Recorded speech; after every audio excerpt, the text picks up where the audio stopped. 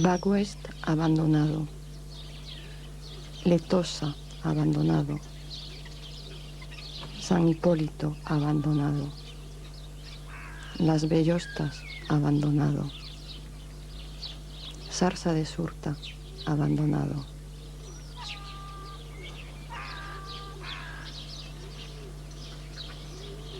L'exode ronge les terres du Haut-Aragon espagnol. Comme une épidémie, la désertification gagne la Sierra de Guara. Un à un, les villages se sont tus. 10, 20, 50 peut-être. Aujourd'hui, seul le vent répond encore aux pierres qui pleurent de solitude.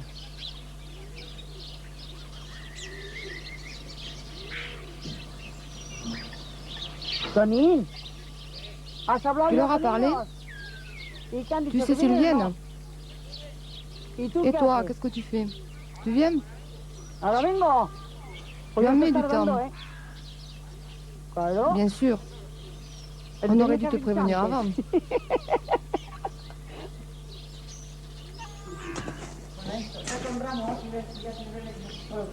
Mais de toute la Sierra, sauvage et désertique, un petit village, pourtant abandonné depuis 30 ans, résiste. Sarsa de Surta. Petit village d'irréductibles aragonais que ni le manque d'eau, ni la désertification, ni même Franco n'ont réussi à déraciner tout à fait. Car s'ils ont quitté leurs terres rocailleuses jusqu'au dernier dans les années 60, ils y reviennent, brisant le silence qui semblait s'être installé pour l'éternité. Une fois l'an, ils ressuscitent leur village. Jusqu'à quand as-tu vécu ici? 66. Jusqu'à l'année 66 qu'ils sont partis tous. Parce qu'ils sont partis tous à la fois. Hein? Celui-là, tous les villages, ils sont partis à Oriñena. Trabajando mucho y no tener nada. Ils travaillaient beaucoup, il n'y avait pas rien pour manger. Dur. C'était très dur ici, la vie. Pour les enfants, hein? Parce que dans toutes les maisons, il y en avait beaucoup d'enfants. Ici, il y en avait 10. ¿Cuántos sois vosotros? 9. Là-bas, où habitait ma belle-sœur, 9. Tous, ils avaient 6, 8, 10. Il y a beaucoup d'enfants ici. Il y en avait beaucoup d'enfants. Alors, il n'y avait pas pour manger pour tout le monde. Mais eux, ils devaient travailler. À 8 ans, hein? Quand j'avais 8 ans seulement. C'était petit. Ils allaient travailler tout le monde. Ici, sortait tout le monde à travailler. Alors, ce qui gagnait, c'est sa mère qui prenait... Parce que il gagnait combien? Combien gagnais-tu? C'est le Chavez. Oui, tu le sais. Bien sûr que tu le sais. 32 duros à l'année. Ça fait combien en pesetas? 30,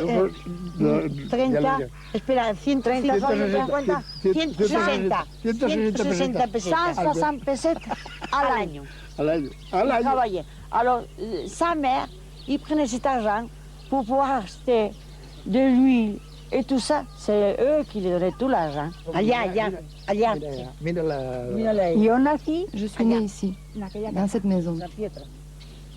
Mais après, avec mes enfants, j'en ai 3, nous sommes partis dans un autre village.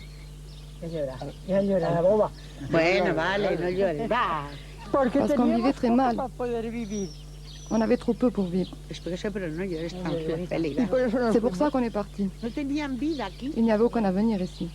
Il nous manquait toujours un duro.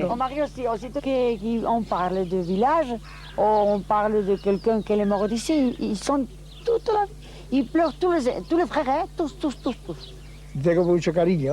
J'ai beaucoup de tendresse pour ce lieu. J'y suis né et je l'aime infiniment. Le hace mucha ilusión de venir aquí.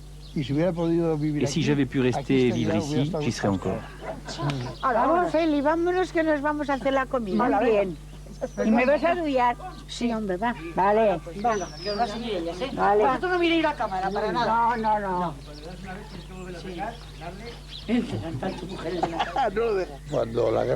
Au moment de la guerre civile espagnole, les troupes nationales sont arrivées de Biescas. Nous avons dû quitter les lieux et j'ai fui en France. Il va m'aider à mettre la table maison ici pour rien. Hein? On va mettre ça.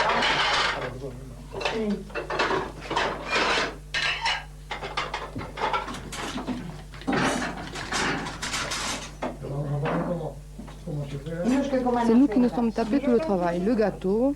Les autres, ils regardent. S'ils ne sont pas contents, ils n'ont qu'à manger des blettes.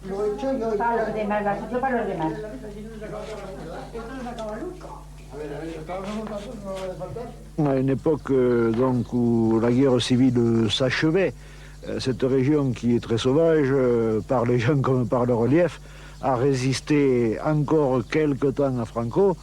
Et bien entendu, lorsqu'il a eu pris les choses en main, il a puni, entre guillemets, ces gens-là, ne leur donnant pas d'école, pas de route, pas d'eau, pas d'électricité, et plus encore en essayant de les ramener vers les terres basses, dans les plaines, où ils ont créé des villages de colonisation. En fait, c'était le chant des sirènes. Venez dans la plaine, la terre est meilleure, il y a l'eau sur l'évier, et on pourra surtout vous contrôler beaucoup mieux.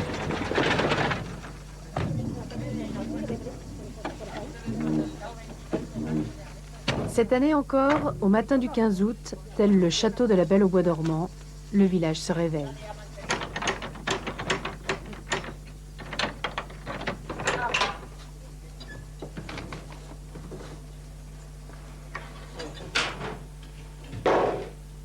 Vous, cette maison, dans quel état elle est? On nous a tout volé. Heureusement qu'on revient une fois là, chez la famille et les amis, car ici, il ne reste plus rien. Ils ouvrent portes et fenêtres. Le Christ lui-même reprend le chemin de son église.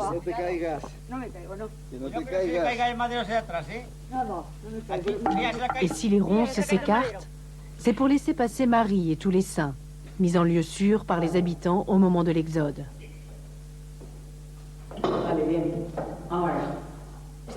Ce saint, c'est ma belle-sœur qui l'a récupéré. Quand tout le monde est parti, quand le village a été abandonné.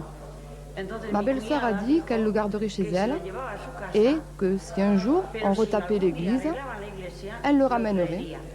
Et elle l'a ramené. L'Espagne aime Marie. Mais depuis Jaime, premier roi d'Aragon qui en fit sa sainte patronne, la Vierge exerce dans ce pays une magie particulière. Depuis 400 ans que Sarsa de Surta existe, ces villageois célèbrent Notre-Dame de l'Assomption. Un rendez-vous manqué pendant les 30 dernières années d'exil. Aujourd'hui, c'est encore pour elle qu'ils convergent de toute l'Espagne, mais aussi pour que ne meure pas leur terre.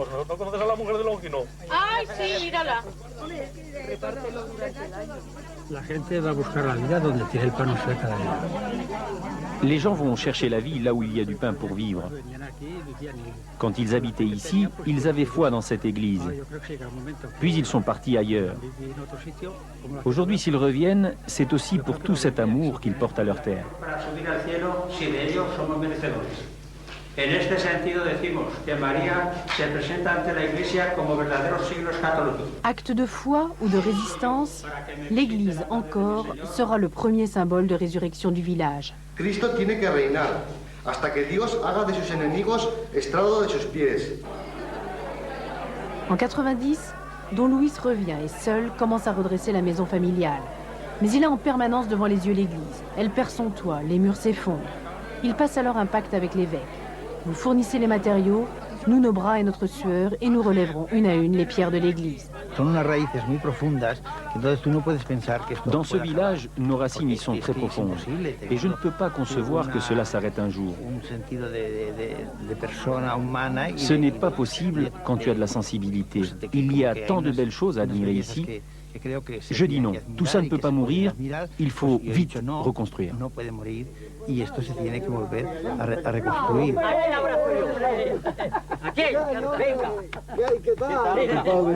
Ton père était donc barbier ambulant.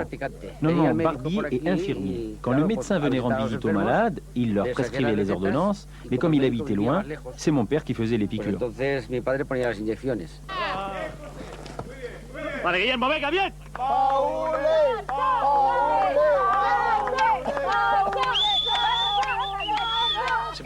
J'aimerais vivre ici toute l'année. C'est l'endroit que j'aime le plus au monde.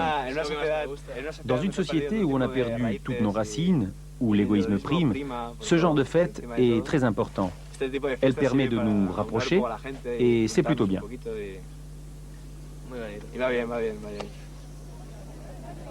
Des 300 habitants d'antan, il n'y a d'ordinaire plus âmes qui vivent. Et pourtant, l'espace d'une journée, au détour d'une ruine, l'on croit brutalement pénétrer dans un roman de Giono par l'une de ses plus belles pages.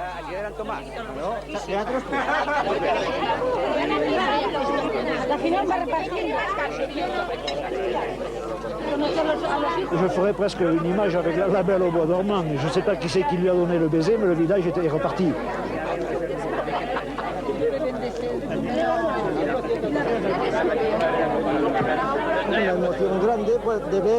Pour moi, c'est une grande émotion de voir que quelque chose qui était vraiment fini, mort, se met à renaître peu à peu. Et avoir l'espoir que cela continue, que cela aille de l'avant, c'est vraiment une grande émotion. Una emoción muy grande.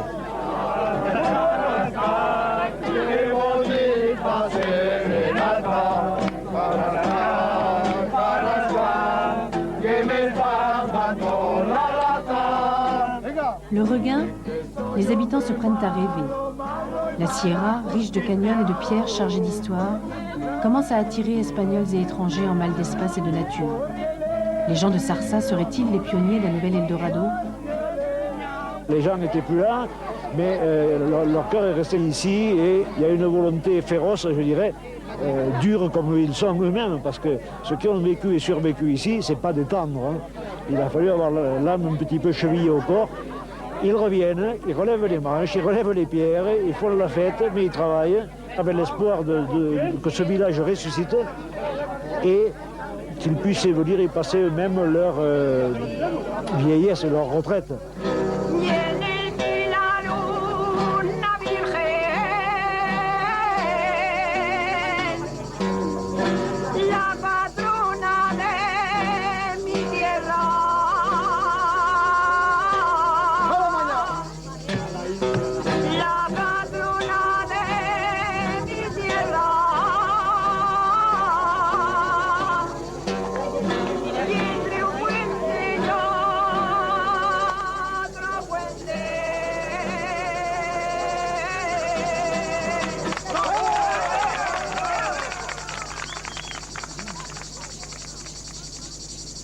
Thank you.